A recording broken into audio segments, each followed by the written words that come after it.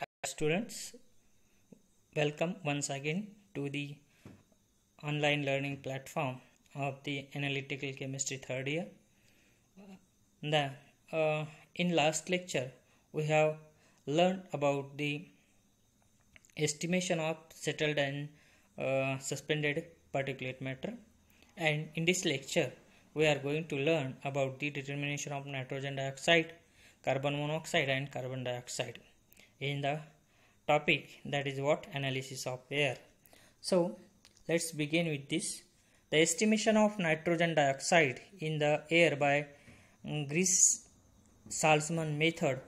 The principle for that is the method is based upon the principle that NO2, which is react with sulfonamic acid to form a diazonium salt, then resulting diazonium salt is then coupled with N1-naphthyl ethylene diamine hydrochloride to form a azodide, that is a colored complex, which shows a maximum absorbance at about 550 nanometer wavelength.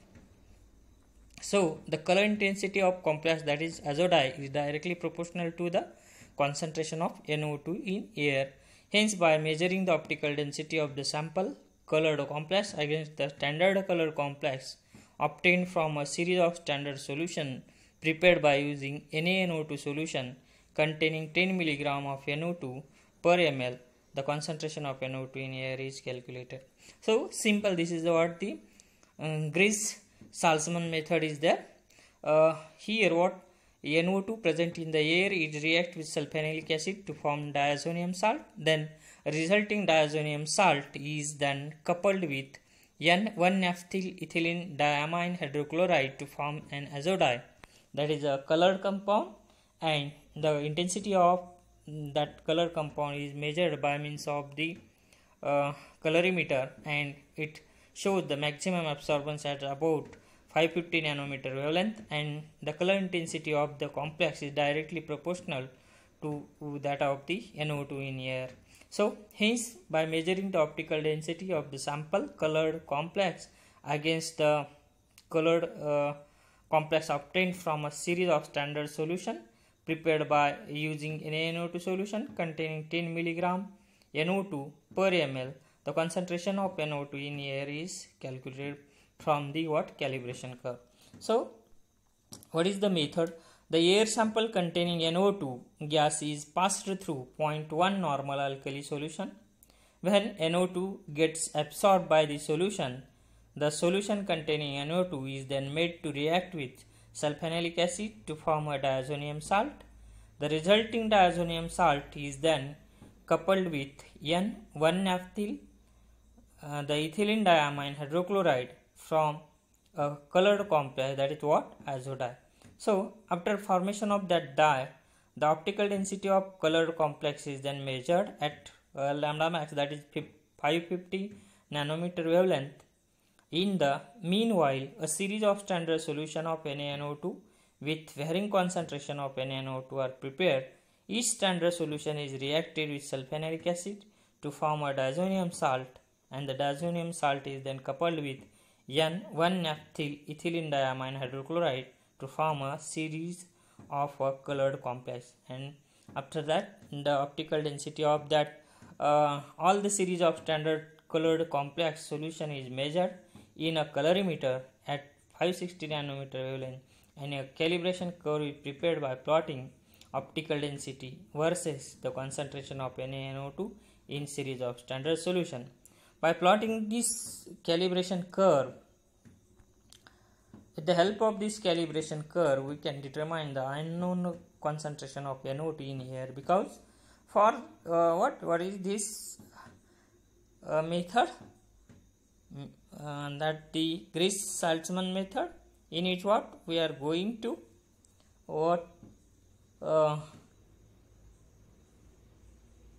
pass NO2 gas through the 0.1 normal alkali solution. When NO2 gets absorbed by this solution, then this get converted into this NO2 absorbed in the alkali solution is get reacted with sulfonamic acid to form a diazonium salt. Then resulting diazonium salt is then coupled with N1-naphthyl ethylene diamine hydrochloride then to form a color complex, that is what, azo dye.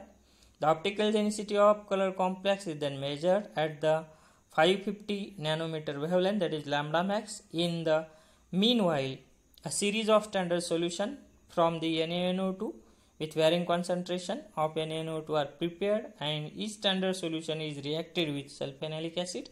Then this NaNO2 is get converted into the diazonium salt. Then this diazonium salt then coupled with N1-naphthyl ethylene diamine hydrochloride to form a azo dye, and that series of complex formed, colored complex formed with the various concentration, that is variable concentration, and you can able to measure the optical density of all these different solutions are having different concentration. We will get the different reading of the absorbance, that is optical density at 560 nanometer wavelength, and with the help of that concentration and what the concentration and optical density, we can able to plot a standard calibration curve, and with the help of this standard calibration curve we will get the such type of straight line in increasing order. With the help of that at any point on the what optical density x, that is y axis, we will get the unknown reading, and by plotting the normal on the x axis we can determine the concentration of NO2 present in the air. So this is the method. Then what is the procedure for that? It is widely used method, and it is based on the diazotization reaction, that is what, the formation of azo dye. So diazotization means what, the azo compound is formed. So firstly a reddish purple azo dye is produced at what, pH 2 to 2.5 by the coupling of diazotized sulfenilic acid with N1-naphthyl ethylene diamine hydrochloride. See what is the net reaction for that? It is a diazotization reaction. Here what, azo dye is formed. So here sulfenilic acid is there, it reacts with NO2 in the acidic medium to form, that is what, SO2, that is diazonium compound of that sulfenilic acid, and then sulfenilic acid and what, the NO2 minus. Then after that this diazo compound is what, coupled with the N1-naphthyl ethylene diamine hydrochloride. This is what, N1-naphthyl ethylene diamine hydrochloride. Then we will get the azo dye, that is azo coupling, diazo coupling is there, NN double bond is there. So this is what, colored compound azo dye. To take a 40 ml sample in a volumetric flask and adjust pH about 7, add 2 ml of sulfenilic acid solution, that is what, 0.83 gram into 50 ml of 20% volume by volume of acetic acid. Then shake and what, allow to stand for 10 minutes. What is, take a 40 ml of sample that is containing the NO2 in a volumetric flask, then adjust the pH of that solution is equal to neutral, that is 7. Then add 2 ml of sulfenilic acid, that is prepared by 0.83 gram of sulfenilic acid dissolved into 250 ml of 20% volume by volume acetic acid. Shake and allow stand for the 10 minutes. Then after that add 2 ml of 1-naphthyl amine 7 sulfonic acid solution, that is what, 0.83 gram in 200 ml warm water, cooled, filter and diluted to 250 ml with glacial acetic acid. Dilute to 50 ml and mix thoroughly. Measure within 2 hours the resulting purple azo dye at 530 nanometer and measuring against a standard covering the range of NO2, that is what, 0 to 1 milligram at the final dilution. So this is what the entire series of solution prepared for the estimation of, that is NO2 in air. So firstly what, take 40 ml of the sample solution, that air sample solution containing NO2 in that is what volumetric flask, and adjust the pH is equal to 7, that is neutral pH. Add 2 ml of sulfonylic acid solution and shake and allow for this allow to stand for 10 minutes. Then after that add 2 ml of 1-naphthylamine 2-sulfonic acid solution and warm, cooled and filter and diluted to 250 ml with glycolic acid and dilute to 50 ml and mix thoroughly. We will get the azo dye within 2 hours, and the optical density of that azo dye is measured at 530 nanometer, and measuring all the series of solution, that is standard solution prepared, with the help of that we can able to estimate the amount of what the NO2 present in the air. So estimation of carbon monoxide in the air by NDIR method, that is what NDIR method, that is nothing but non-dispersive infrared absorption method. So what is the principle of this method? The carbon monoxide in air is estimated by a non-dispersive infrared absorption method, that is what NDIR method.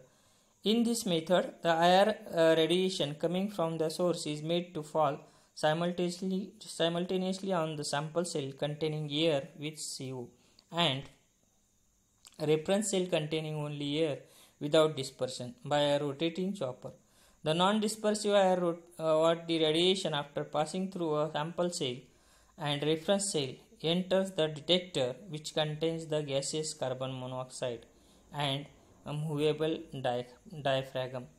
When a non-dispersed IR beam enters the sample cell containing CO, the intensity of IR radiation decreases. CO in it absorbs the IR radiation. As a result, the increase in the temperature of the sample cell will be less. So, sample cell gets heated up to a lesser extent. On the other hand, when non-dispersive IR beam enters the reference cell, the intensity of IR radiation does not decrease as there is no CO and no absorption in IR radiation. As a result, the increase in the temperature of reference cell will be more, and that is reference cell gets heated up to the greater extent. Due to this temperature difference between the sample cell and reference cell, a pressure difference is created between a sample cell and reference cell. This pressure difference between sample cell and reference cell causes flexible diaphragm of detector to move. The movement of diaphragm of the detector is directly proportional to the concentration of CO in air. Hence, by measuring the pressure difference between sample cell and reference cell and movement of diaphragm of detector, it is possible to determine the concentration of CO in air.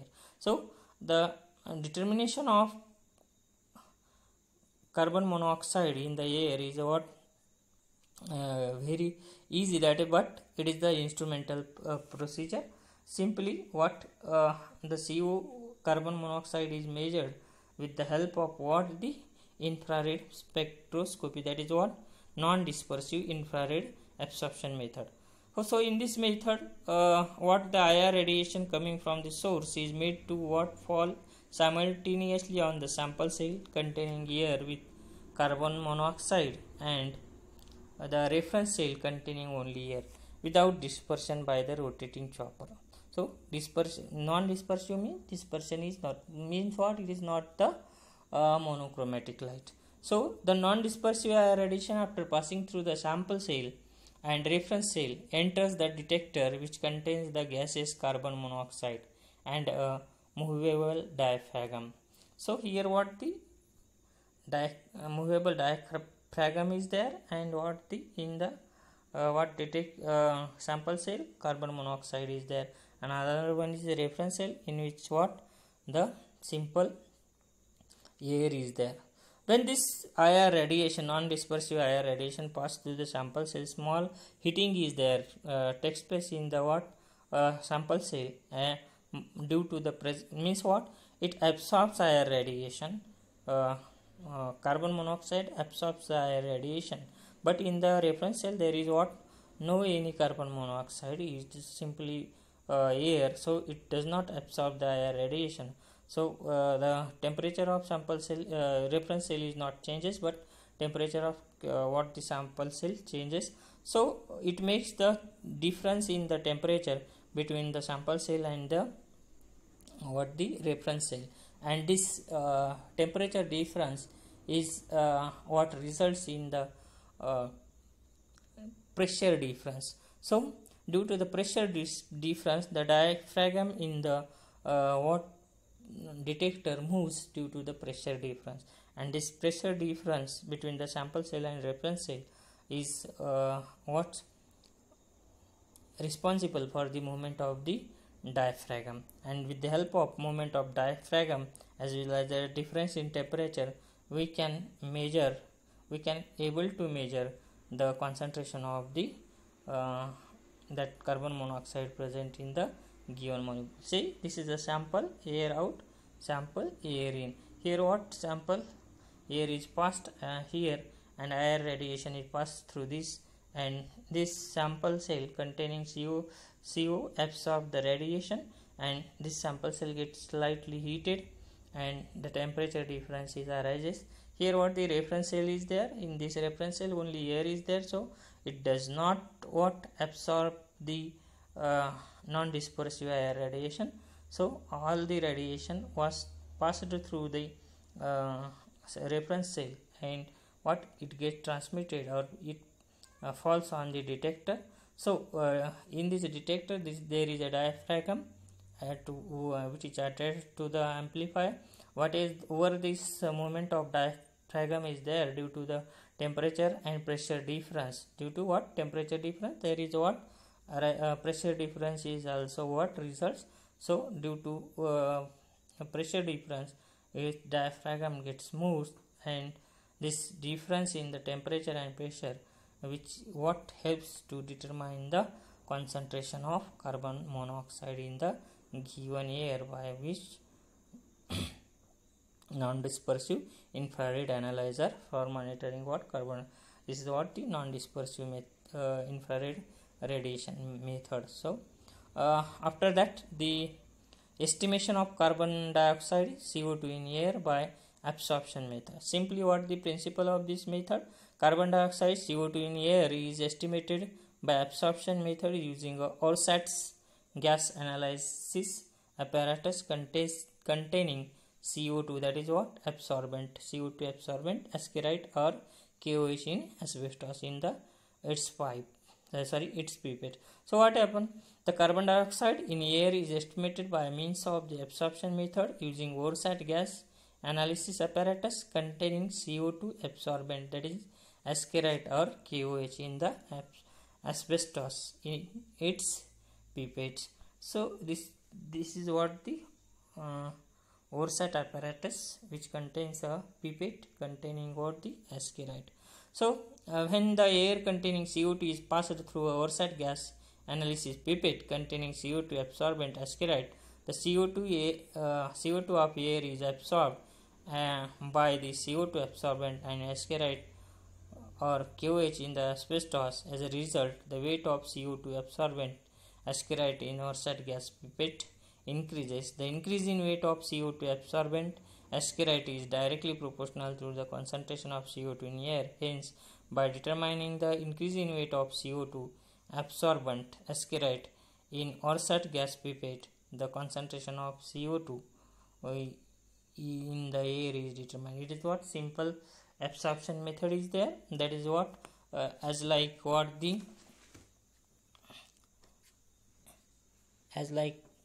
combustion method, which is what for the determination of carbon is get what oxidized with the help of air and catalyst, that is copper catalyst, to CO2, and this CO2 is get absorbed by means of ascarite.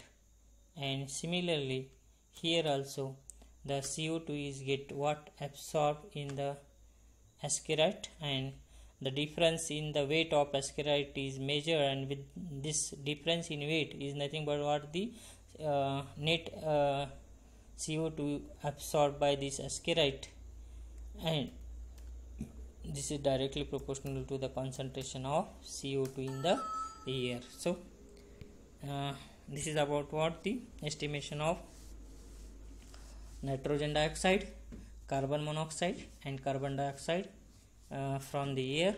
And if you have any queries, any doubts about this topic, then please put the question in the comment box of YouTube. I will try to answer these questions. Thank you. Thanks a lot.